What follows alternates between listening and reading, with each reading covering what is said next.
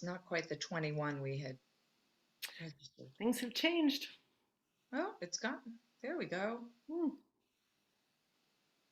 Okay. This is a good start. It's wonderful to see so many people. I imagine there'll be more coming in. Merle, I'm glad to see you smiling. There are a lot of smiles today, not necessarily what we had anticipated. So I'm going to give you all a heads up that Dale and I are going to take a pause at the end of Aviva's presentation. We're going to raise a glass. So if you want to go get a glass and fill it with something you like, we will do a raise a glass and a shehechianu at the halfway mark at 5 o'clock. So if you want to join us in that, this is a warning. And Ayla, you want to put that in the chat, or should I put that in the chat to let people know also? I'll put that in the chat. Thank you, Ayla.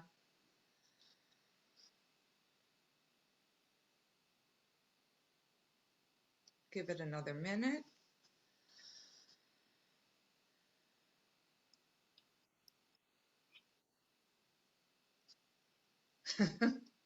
Hey, Jean. Hi, Ilana. It's good to see the smiles. Like we've been smileless for a very long time. It's really quite remarkable. Yes, it's a relief. Big relief. Could breathe a little bit. I feel like we've come out of the, have you read The Plot Against America? Yes. Right. And, horrible, awful, fascistic government. And then they got through it. I mean, in the novel, they get through it. And I kind of feel like that is like we were living a nightmare for 4 years. I mean, I know, that the Senate is still a problem and the Supreme Court is still a problem, but we were really living the nightmare. So that's the purpose of the second half of our program, Okay. and we'll get into that more. And for those who just joined, you'll note in the chat, we're inviting everyone, if you want to go get a glass and fill it with something fun, that at 5 o'clock we will raise a glass and sing a hallelujah or shehechianu, whatever you feel like singing. But for now, I think it would be good to introduce our speaker for the first half hour. And I don't think I have ever had the great honor of introducing one of my favorite people in the world. Aviva Rosman is someone I've known her entire life. And she can tell you more about how she got to where she is today. But we've invited her not as an election expert, but as someone who can shed light on a different aspect of this election, which is reaching out to voters, helping them get informed, helping them find their polling places, making voting more accessible, particularly to the millennial generation. And her organization, BallotReady, which is 5 years old, had, we think, 20 million hits on the website in the last couple of weeks, I believe it was. She'll tell us more about that and talk to us about what BallotReady is and how it came to be and how her father played a big role in her life. I don't know if any of you remember back in 2007 when Aviva did a video saying, "Stop asking me if I'm going to be a rabbi. I don't want to be a rabbi." So she definitely did not become a rabbi. She's gone the way of politics and voter information. And with that, I'm delighted to welcome Aviva Rosman from Chicago. Thank you. It's probably the best introduction I've ever gotten. Most people haven't known me literally my entire life, though. Okay, I'm gonna go ahead and share my screen. Felt a lot of pressure in this presentation because I'm not usually presenting to my mother, so I worked very hard on this. What I thought I would do is talk through a little bit about BallotReady, but mostly about just trends that we saw this election and some big takeaways and things like that. Give me 1 second. So BallotReady, like my mom said, is about 4 or 5 years old. We are a startup that was started to solve this problem of entering the voting booth, prepared to vote for president and governor and senator, and getting there and realizing that there are many more things on the ballot, which I experienced myself the first time I went to vote, because I didn't even know, in Massachusetts, we don't elect judges, and I had moved to Chicago, and I went to vote, and there were literally 100 judges on the ballot. And I felt so ashamed, because as my mom said, I'd grown up with politics. My dad always took us during the primaries to see all the presidential candidates and then to go campaign. I remember campaigning in 2000 for Al Gore in New Hampshire and losing New Hampshire and feeling like we'd somehow failed because we won that would have swayed the election. And then in 2004, me and my dad, we traded our frequent flyer miles. We flew down to Florida for Operation Bubby to turn out the Jewish grandmother vote. So I had this whole political background. I went to go vote, and there were 100 judges. And I didn't know any of them, and I ended up guessing. I just voted for all the women judges, which turned out was a mistake, because one of the judges had actually assaulted someone in her courtroom, pled legal insanity successfully, and then was reelected with over 60% of the vote. So not a foolproof strategy, but that was the origin of the idea for BallotReady, was to help people vote informed, because all these local elected officials matter so much, and most people like me either guess or leave blanks, or for local elections stay home altogether. Since then, we've grown to do more than just ballot information. So we collect information on all the candidates. We also collect information on ballot measures. We collect information on polling places to help people make a plan to vote. And then this year we expanded to vote by mail to make sure people had all the information to request a ballot and then make a plan to return it. So we have our website, ballotready.org, that a lot of people find just by Googling the night before. That's when we saw our biggest amount of traffic, the night before in the morning of the election, when people are trying to make decisions on who to vote for. But we also work with other groups. So we powered the voter guides for the major NPR stations in California, for Snapchat and TikTok and Tinder, and for groups like Vote Save America, a bunch of state parties. So we are nonpartisan, but we work with partisan groups on both sides. But our goal is to make sure that people have the information they need to turn out, to vote informed, and then to vote every election. So just to give you a sense of how many data points we were collecting, this year we collected around 170,000 unique in-person early voting locations across the country.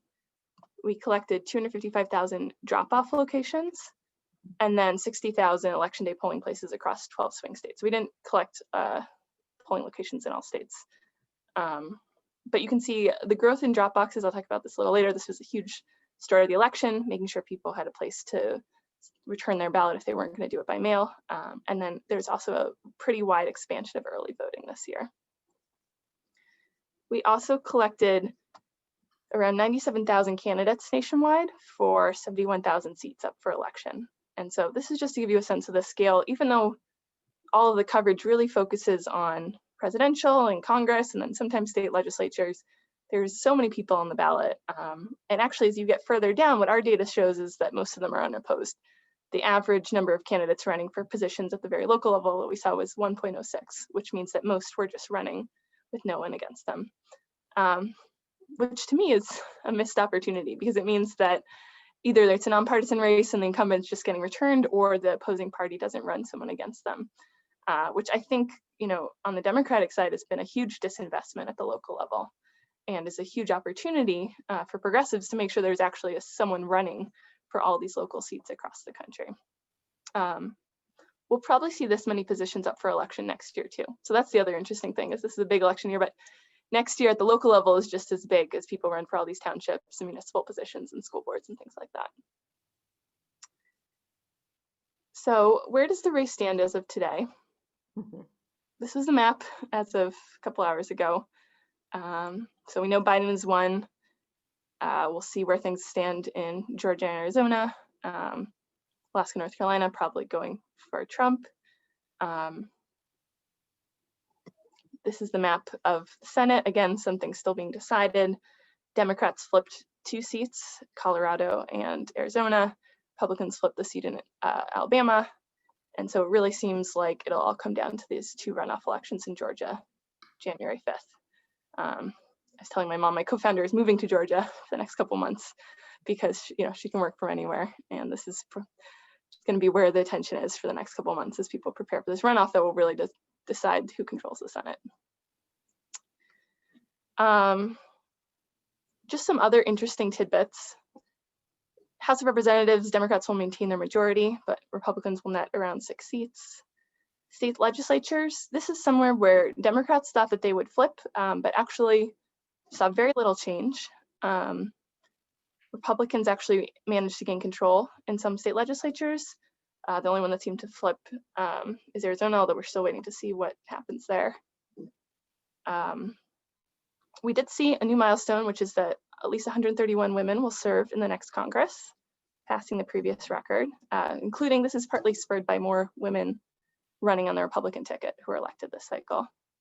Also, a record number of LGBTQ members will serve in Congress, including 4 LGBTQ members of color. And then there were a bunch of ballot measures. We ended up counting about several thousand ballot measures statewide, but also at the local level. But in terms of statewide ones, the biggest winner was drugs, which were legalized in many states in terms of marijuana, and then Oregon actually took the step of decriminalizing all drugs. So it definitely seems like this is a trend, and I think it will continue. We've seen it already in past years. Obviously, Massachusetts has seen this, but the legalization or decriminalization of drugs and sort of the end of the war on drugs. And then loser, I think, is raising taxes, although it is a little bit of a mixed bag. Arizona did successfully raise taxes on high earners. Illinois, where I am, unsuccessfully was unable to change the Constitution to raise taxes on high earners. I think there's one other place that also was unsuccessful. So this is something we'll also continue to track, especially with budget shortfalls because of COVID.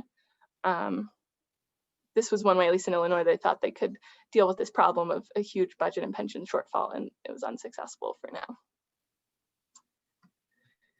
And then more down ballot, there's some really exciting and interesting news, I think. So one is that Georgia and Tennessee both elected their first openly LGBTQ state legislative representatives. Mississippi voters decided to replace their Confederate themed state flag, which is a big deal. Seems like it should have already happened, but nonetheless, I think the fact that Mississippi did that is really big. New Mexico was the first state whose entire U.S. Congressional House delegation are all women of color. Democrats flipped the sheriff offices in Georgia's Cobb and Gwinnett counties. This is a really big deal. These were both Republican ICE-aligned sheriffs, and both of the incoming sheriffs are Black. There's a whole bunch of other issues going there too in terms of like jail quality. And also in Georgia, there's an interesting race that seems like it will also head off to a runoff, which is the Public Service Commission, which is actually very important in terms of electricity availability and COVID and some environmental things. Crazy thing is state runoffs in Georgia are on a different date than the ones for Congress. So this will be a runoff in December if it does in fact go to a runoff. And then also in terms of criminal justice, Los Angeles, which is the nation's largest jail system, just elected a very progressive DA. So that'll be really interesting to watch too, as we sort of follow all the things that have come from Black Lives Matter and progressive people running down ballot in the criminal justice system. There's, again, a lot of opportunities, and I think Los Angeles is like such a big place to see this, what will happen. Just some dates of what happens next. So December 8th is the constitutional deadline for states to certify results. December 14th, electors cast their results. January 3rd, members of the next Congress are sworn in. January 6th, they meet to count the electoral results. And then January 20th, it will be the inauguration. So if anything is going to happen, if there's any coups staged, this is the timeline of when it would happen. So the last thing I want to talk about is just trends that we were tracking and then how they played out in the end. So the first thing is Joe Biden. This was kind of, if history looks back on this, it's going to seem like a very boring election. Like Joe Biden was just ahead the entire time and then still ended up winning. So from that perspective, there's been very little changes in polling. People were looking for, would there be an October surprise? Would be something similar to the Comey letter 4 years ago? And there really wasn't. The margin did end up being somewhat smaller, but it's still around within the range of what was predicted. So Biden ended up winning with about 51.2%. Trump ended up getting about 47%. And this also connects to the larger question around polling. So the national polling ended up not being that far off, but state level polling, especially at the congressional level, did end up being very far off. And so Frank Lentz, who's a very famous Republican pollster, says that the polling profession is done after the elections because it's 2 years in a row where people have really, or pollsters have really missed the story. So that'll be an interesting story to see what happens post-election in terms of people's trust of polls and whether we can trust them going forward. The second thing we were tracking are the effects of COVID. And the first was that this huge shift to vote by mail that we saw. More people voted by mail than have ever done it so in the past. We spent a lot of time, many, many months researching vote by mail because it's decided, how it works is decided at the very local level. Absentee ballots are rejected at higher rates. It's just very complicated. And there are actually a lot of fears that we had that people's ballots were not going to be rejected and this could actually swing the election. Because even though people were going to vote, that their ballots wouldn't count or they arrive late or they wouldn't be able to successfully apply for them. And actually that did not play out. This is a New York Times article from a couple of days ago. Very few ballots, much fewer than expected, were rejected by election officials compared to the primaries. And we think this is because people were just very careful. There was a lot of information put out. And I think election officials did a really good job. You know, it was a lot for them to do to scale up this huge vote by mail operation, and they're budget strapped because of COVID, but I think they took it really seriously. And so voters were educated, informed, and this is a result that many more people were enfranchised than was predicted. The second was just polling places. There was a lot of fears that there would not be enough polling places because we saw that polling places were closed. There was a lot of fears around not enough poll workers. But again, this was actually not borne out. We didn't see huge lines like we saw during the primaries. And there was a lot of poll workers who stepped up, including the rabbi, who was a poll worker. But I have lots of friends who did that. And again, this was a thing that people were very nervous about that ended up not being a big deal because people, you know, I think activists and groups organized and planned for it and recruited people to make sure this happened. The third thing is it always seemed like we were on pace for record turnout, and so far we are. If projections hold out, this will be the highest turnout since 1900, which is a huge deal because if you think about 1900, far less people were eligible to vote. Women weren't allowed to vote back then. The Voting Rights Act was still 50 years away, over 50 years away. So this is a really big deal to see this high of a turnout. And it's driven in part by high youth turnout, but just really high turnout across the board. This is a map from the Washington Post that if you want to look it up, it's pretty interesting. Minnesota saw 80% turnout. Wisconsin saw a 75% turnout. So people were very energized for this election. I think one thing that's interesting is it really didn't matter. Sort of progressives had this idea if more people turned out, there'd be this huge landslide, and that's actually not true. People turned out pretty equally from both sides, and the results still ended up about the same in terms of distribution, which is interesting. But all those places in yellow are places where turnout broke the 40-year record, including Massachusetts.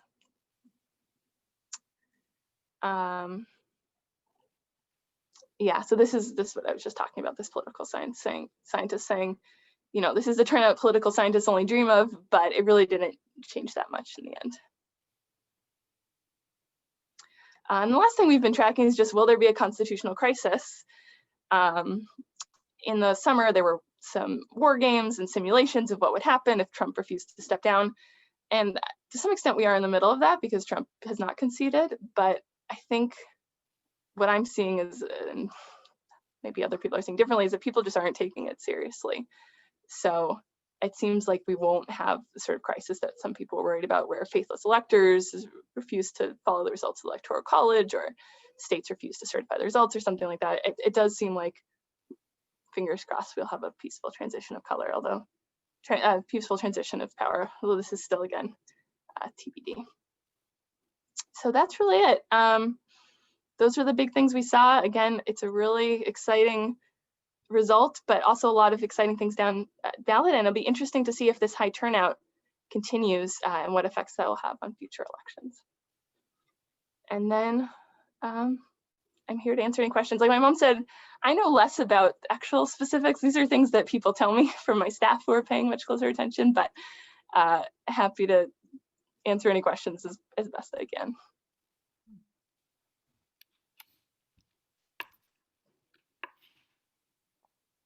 So perhaps the best thing is if you have a question, you can either put in the chat or you can unmute.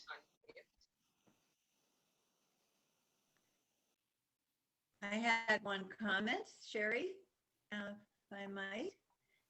Great presentation. Great to have you reporting to us and hearing about the success of your startup. It's really fantastic. That's great.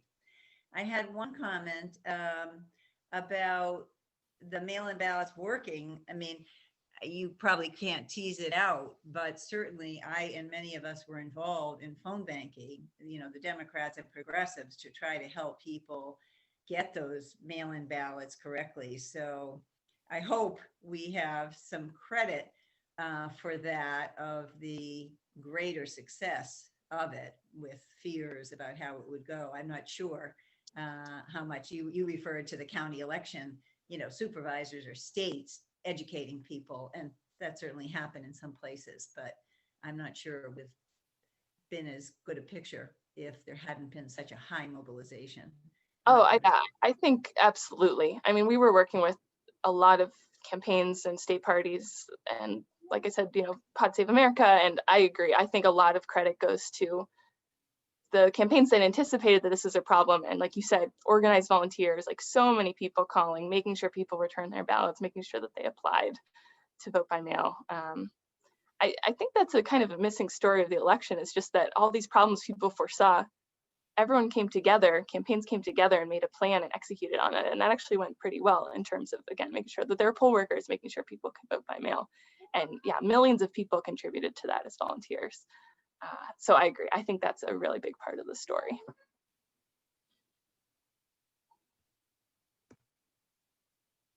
Hi, Aviva, it's Nechama.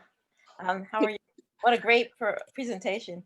I just wanted to roll back to the comment you made about that the turnout was greater overall, but pretty even from both parties. I just wanted to make sure I got that right. So you're saying that the higher turnout isn't what caused the Democratic win this time? Well, it did. That's a good point. I mean, it's still Biden won by 4 million votes. Like, that's not nothing. That's a big deal. Yeah. And I think that's a huge part, because a lot of these margins were so small in the swing states that if there hadn't been the high turnout, it absolutely could have gone the other way. The whole time when people were looking at these polls and saying, are the polls off, they kept subtracting, well, what if there's an error? And really the thing was, even though the polls were off, Biden just had enough of a margin that it ended up working. But I do think, you know, what we saw in the state legislatures, that so little changed hands, and that we saw in the Senate, so little changed hands. There is always this progressive idea that if we had millions and millions of people turn out, they would all vote Democrat and there'd be this landslide and we'd see this blue wave. And that's what we didn't see happen. But no, it definitely, I mean, every vote made a difference. There's some towns in Massachusetts, Biden won by literally 1 vote. So. Wow.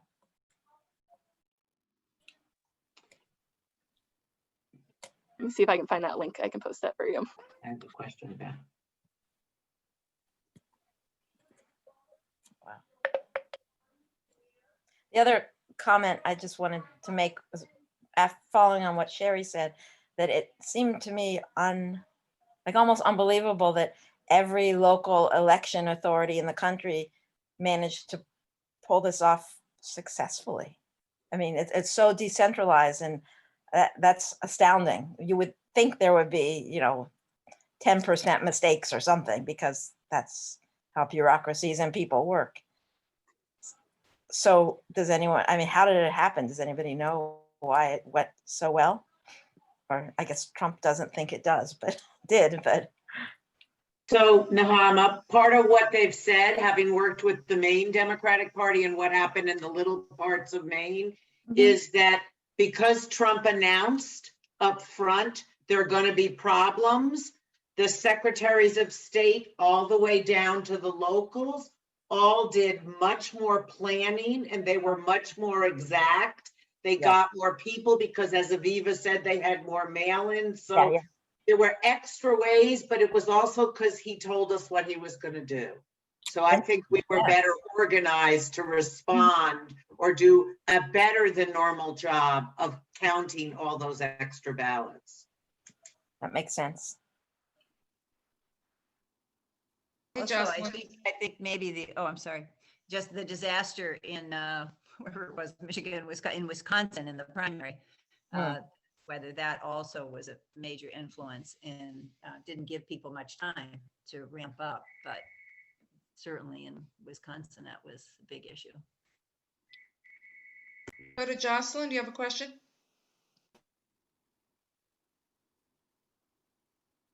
Aviva, welcome. It's so great to see you, and thank you so much for doing this.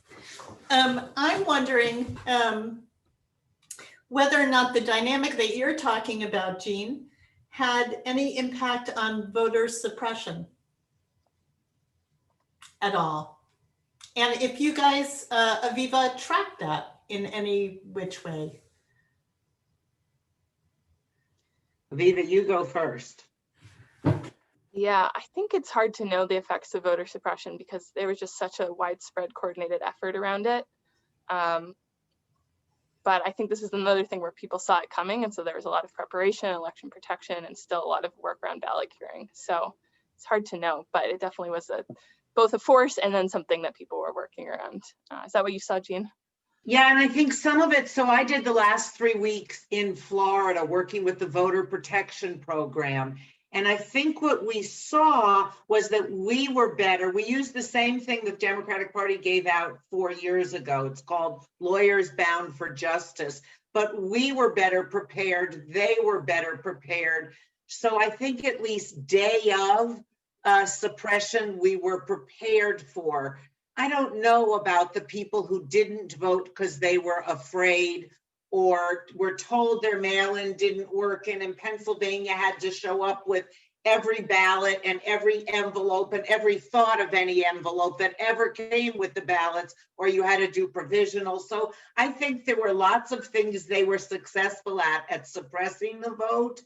And I want to just note, they're doing it right now in Georgia for the next 8 weeks, and they can register new voters, and some people are afraid. So they're still doing it, as Stacey Abrams has told all of us today. So it's not over. The election's not over. I know that's not what this is to talk about, but voter suppression isn't over either.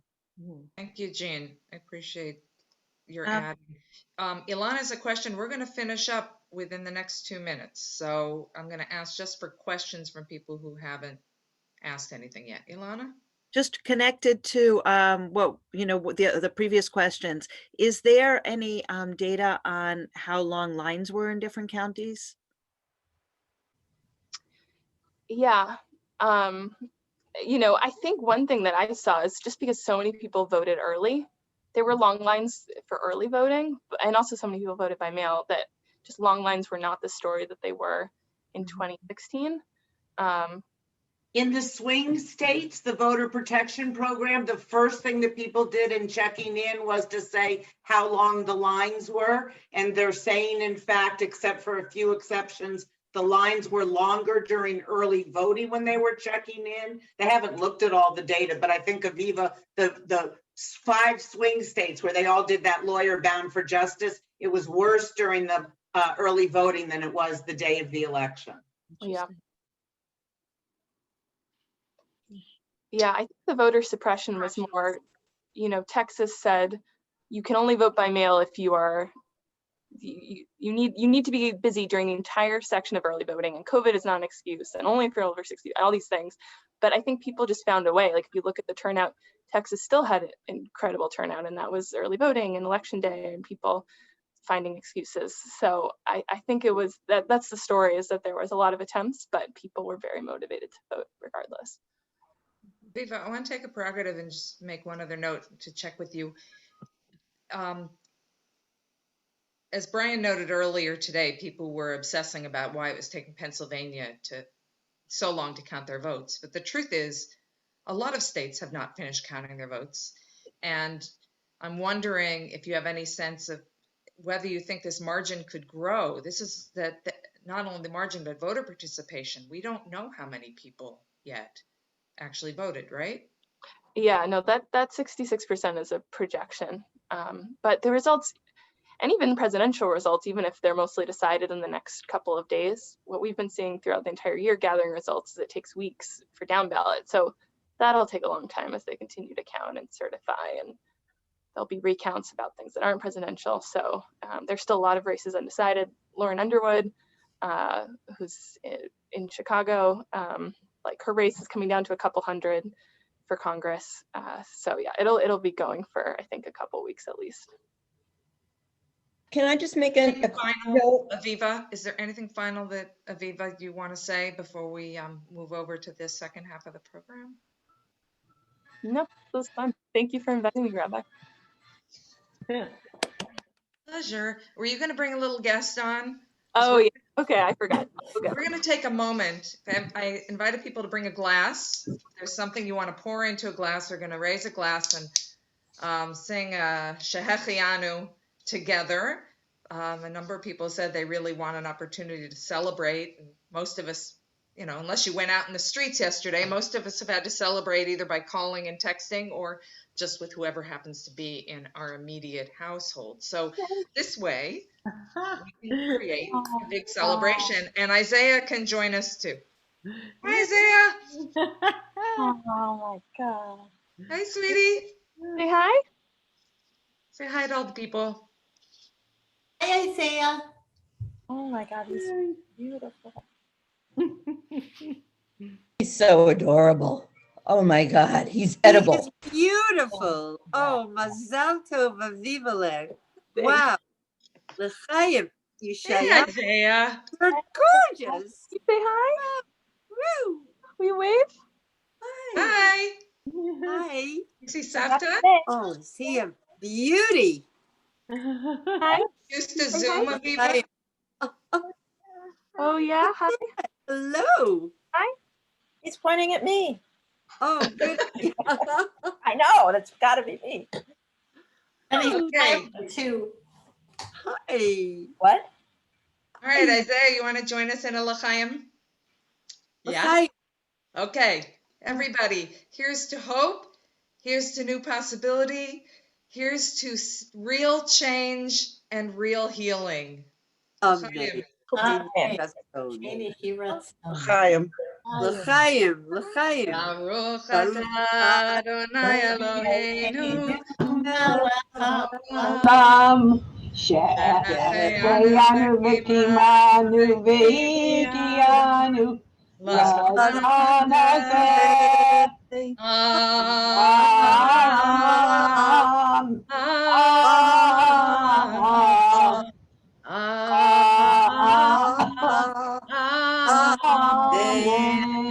Amen.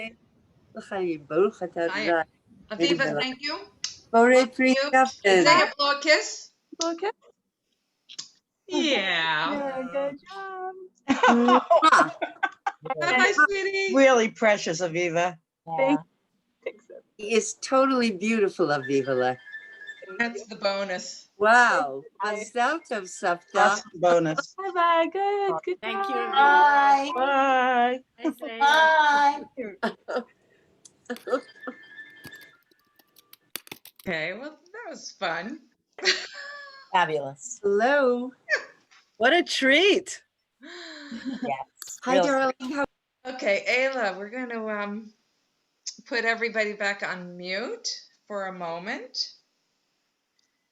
So let's just review the ancient history of a week ago and how we had conversations with Shelley Stevens in Life-Long Learning and with Jocelyn Gordon, and we invited Dale Sokoloff in to have a post-election conversation because we had no idea what we would be living through and where we would be on this Sunday, November 8th. And we were all prepared for a lot of stress and anxiety, which I hope has been diminished. And as I know many of us are turning our thoughts to Georgia, or many of us are turning our thoughts to, what happens between now and the inauguration, we felt it would be valuable to have a half hour for people to be able to share where you're at. And before we go any farther and before I introduce Dale, I also want to give people permission that this is a two-part hour. And if there's anyone who is not feeling like you want to talk to other people about how you feel or hear what other people are saying, you shouldn't feel embarrassed about, waving goodbye, sending a chat, stepping away.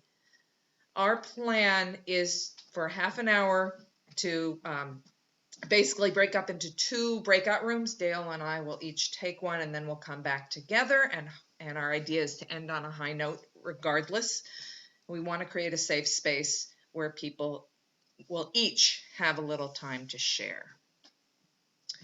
So with that, if there's anyone who is departing at this point, thank you for joining us, and we wish you well. And want to also note that we've recently decided that for our Human Rights Shabbat, which will be December 5th, our theme is going to be, how do you reach out? How do we bridge the gap? How do we lift ourselves up to be healing the divides? And we have a really phenomenal speaker who's a human rights leader in Guatemala who's going to be Zooming in with us. So please put December 5th on your calendar for the next installment. And now I'm really happy to introduce, for those of you who don't already know, Dale Sokoloff, my friend who recently joined our congregation maybe 6 years ago when her kids were grown and was looking for a place for Dale and her husband Larry Mazer to join, and she knew a lot of people. And I'm delighted to have her as a co-facilitator today because she has a lot of skills, a lot of experience as a clinical psychologist and also as a facilitator of many kinds of groups. And particularly in the last few months, she has done a lot of work around issues where people were talking about their hopes and fears for the election. So I'm going to introduce Dale, see if you want to say anything. Oh, and then I'm going to introduce before we go to the breakout rooms. So Dale, is there anything you want to say? Well, I want to say hello to everybody, whether you're in my breakout room or the Rabbi's breakout room. And I want to thank the Rabbi. I want to thank you for inviting me to facilitate.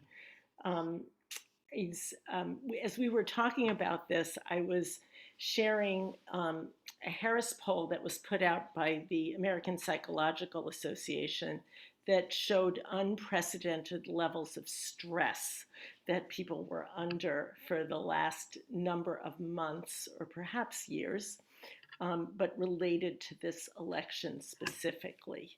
And so when the Rabbi and I were talking about what this might be about, we were thinking about the levels of stress that I was certainly seeing in my practice and all of my colleagues were seeing.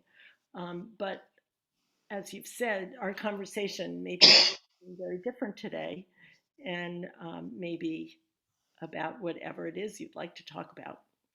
So we're both open to that. And we will go straight to the breakout rooms, I think, to give you all a chance to talk, because that's why we're here. Thank you, Dale. So Ayla is going to divide us up randomly. And if you don't have your own name in your tile for whatever reason, you might want to change the name in your tile. I think you all do. And I would recommend before we start the breakout room, everybody take 3 cleansing breaths. So we can do that together when we're in our rooms or do it on your way. Just let's appreciate this pause, this opportunity we have to be together at this moment. Okay, Ayla, are we all set? Okay, so just click on the box in the middle and you'll be sent to a room.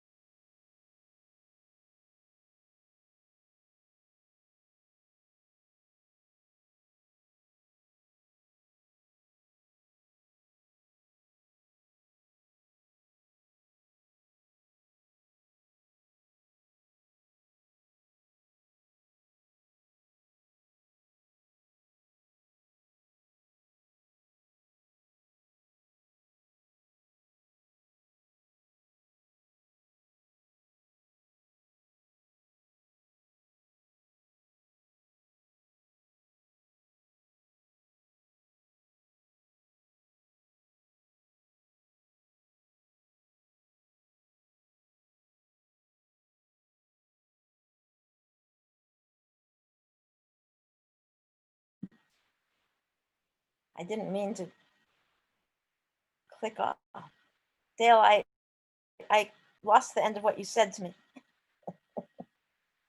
by mistake. We're all back together. Dale, do you have something you want to close with before we come back together? You're on mute. Muted. Yeah, I don't know how that happened either. Mute. So Nechama made this great point that when we all thought last time that Hillary Clinton was about to be elected as our first female president, how excited we all were and how devastating it really was to lose that election, particularly to someone like Trump. And we had to all go through a period of grief, I think, before we could accept what had actually happened in that election. And it may be true for the Trump supporters this time.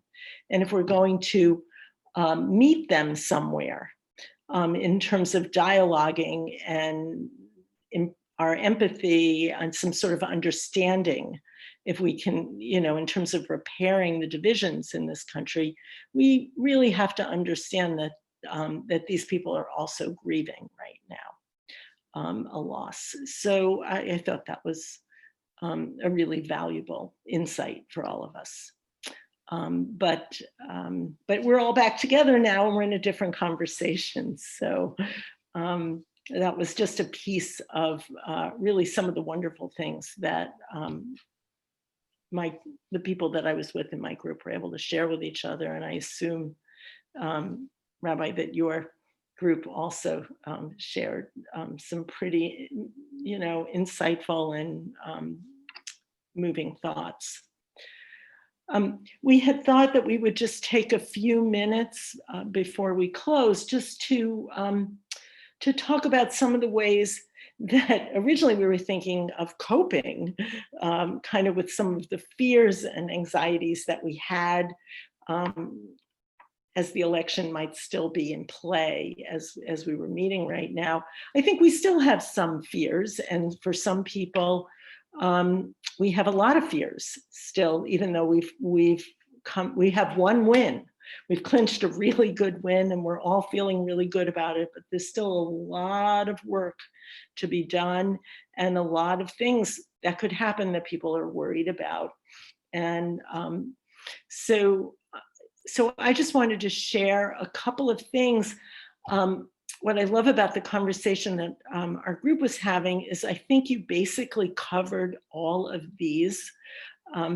One of my colleagues felt she had to do something in the pre-election anxiety. The week leading up to the election, I think, was one of the most sleepless and fraught for so many people over the country. And so she wrote a blog, she posted in LinkedIn, and I can share the link in there. It's very short, with what she was doing psychologically to cope with her anxiety about the election and what she was thinking of. And so she shared three things that I thought I would quickly share with you all as a way of moving us towards, continuing to move us towards a more hopeful future for ourselves as well as the country. So she was thinking about the fact that, in many ways, we are psychologically programmed for fear. Whether it's evolutionarily necessary to notice the dangers that are coming at us so that we can do something about it, we are biased neurologically to notice and process our fear. So when we're overcome with our fears, it is really important to actively turn our thinking into a more optimistic future and really focus deliberately and actively on the positive outcomes we want to see. While that may not be what's happening in front of us, if we can visualize a more positive future, the outcome that we want, where we're going, it's very calming. We're likely to feel better. and not be so bothered by the anxiety that we have. We're likely to be more motivated by it to accomplish and do things. And for her, she had decided that she was going to, what action she was going to take, regardless of how the election turned out. And many of you in the group that I was in were already talking about the things that still needed to be done and what you were going to be doing. She had decided that she was going to, that what was important to her was to see more women elected to public office at all levels. And she was going to go to a training to learn how to help with that effort. And no matter what happened, that's what she was going to do. And that's what she is going to do. The next thing that that she referred to was something we've all talked about, which is thinking about the long view. And we've, many of you noticed other times in history, Aviva did beautifully, when we face some of the same challenges and we've gotten through them. And it's important to know that these things do happen in the life cycle of a nation and in a country, and that we get through them and frequently come out stronger and better so that we can move to the outcomes that we want. We're not trapped here at this point in time. We're just experiencing it. And finally, my favorite one that she pointed out in her blog is find your people. And which means not just the people who agree with you, because we've all been doing a lot of that over the last 4 years and not necessarily to some avail, but the people who will buoy you, support you, and help you, towards those active and optimistic goals that you've set out for yourself. People who will work with you or encourage you in that way. Find your people. And a couple of people have pointed out that they're excited to find some of their people at the temple in this community. And there may be ways that you can find more ways that the temple will support you. And I think the rabbi and I were hoping that you would put, some of your hopes, some of your strategies for moving forward into the chat, and perhaps some ideas for how we as a temple community can support each other. Dale, thank you for that. So as I close, I want to thank Dale for her help. Thank you all for showing up. Please, as Dale instructed, put something in the chat, something that is giving you hope. And if there's any requests you have from the temple, resources, programs, or something you can do, not just asking other people to do, that's my own personal request, put those in the chat. And I want to offer a prayer I've been mulling over. So I think about this moment, and I ask the source of life to remember how vulnerable we have been, and to show compassion to all of us as our fears do continue to arise. To remember we have been through 4 years of fear and pain and anxiety. And to give us the strength and to open our hearts to the joy of this moment, to enable us to appreciate in whatever granular way we can make lists of all of the things that we've avoided. A number of people in our group did that, but help us to be grateful for every new cabinet post. And finally, in our desire for healing and our knowledge that as hard as it will be for us, we know this country needs healing. And we know it's going to be hard, to ask for divine help in giving us the humility to be able to listen, to be able to think about the relationships we have and how valuable they are, how we cherish other people regardless of how they vote or their political views.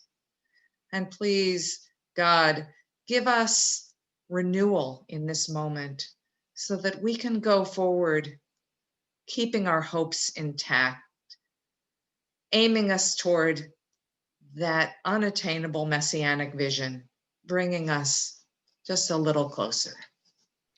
Amen. Amen. Thank you all. Looking forward to looking at the chat. And Shavua Tov. It's going to be a good week. Shavua Tov. Thank you, Rabbi. Thank you, Ayla and Benita, our tech people. I appreciate that. I will thank Aviva for all of you, but you can all reach her. I think she left her email address somewhere if you want to reach out to her.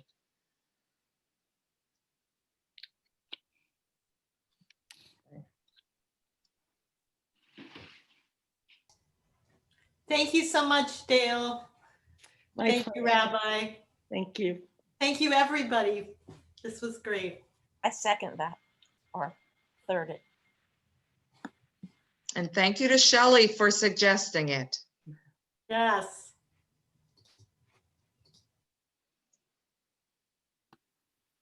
Well, thank you for Rabbi and Dale for doing this. It worked out well. Thank you. Thank you for including me. It was very meaningful. It's good to see you all. Take care. Bye. Bye.